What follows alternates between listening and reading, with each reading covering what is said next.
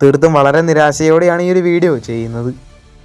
തുടർച്ചയായിട്ട് 4ാമത്തെ മത്സരത്തിലാണ് ഇപ്പോൾ കേരള ബ്ലാസ്റ്റേഴ്സ് പരാജയപ്പെട്ടിരിക്കുന്നത്. തീർത്തും നിരാശ എന്നല്ലാതെ ഒന്നും തന്നെ പറയാനില്ല.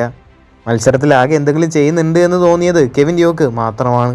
കെവിൻ യോക്ക് ഒഴികെ ബാക്കിയുള്ള താരങ്ങളുടെയൊക്കെ പ്രകടനം വളരെ മോശം തന്നെയായിരുന്നു. യാതൊരുവിധ ഇമ്പാക്റ്റും ഉണ്ടാക്കാൻ ഒരു താരങ്ങൾക്ക് പോലും സാധിച്ചിട്ടില്ല. സ്ട്രൈക്കറായിട്ടുള്ള വിക്ടർ ബർത്തമ്യൂനൊന്നും കാണാനും കൂടിയില്ല. കോച്ച് എന്തിനാണ് വിക്ടറിനെയൊക്കെ സ്റ്റാർട്ടിങ്ങിൽ ഉൾപ്പെടുത്തുന്നത് എന്നാണ് ചോദിക്കേണ്ടത്.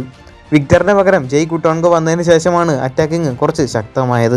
സെക്കൻഡ് ഹാഫിൽ കേരള ബ്ലാസ്റ്റേഴ്സിന് കുറച്ച് അവസരങ്ങൾ ലഭിച്ചെങ്കിലും ഒന്നും തന്നെ കൺവേർട്ട് ചെയ്യാൻ സാധിച്ചില്ല. എന്തായാലും ഈ ഒരു പോക്കാണെങ്കിൽ അടുത്ത സീസണിൽ കേരള ബ്ലാസ്റ്റേഴ്സ് ISL കളിക്കില്ല. ഇങ്ങനെയാണ് കാര്യങ്ങളുടെ പോക്കെങ്കിൽ അടുത്ത സീസണിൽ കേരള ബ്ലാസ്റ്റേഴ്സ് I ലീഗ് കളിക്കുമെന്നാണ് തോന്നുന്നത്. ഇനി അടുത്തതായിട്ട് പറയേണ്ടത് കേരള ബ്ലാസ്റ്റേഴ്സിൻ്റെ പരിശീലകനാണ്.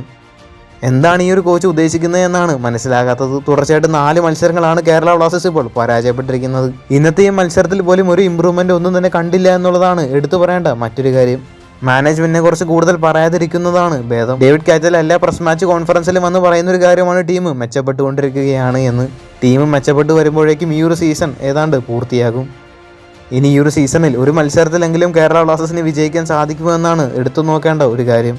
എന്തായാലും ഈ ഒരു മത്സരത്തിനെ കുറിച്ച് കൂടുതലൊന്നും പറയാനില്ല.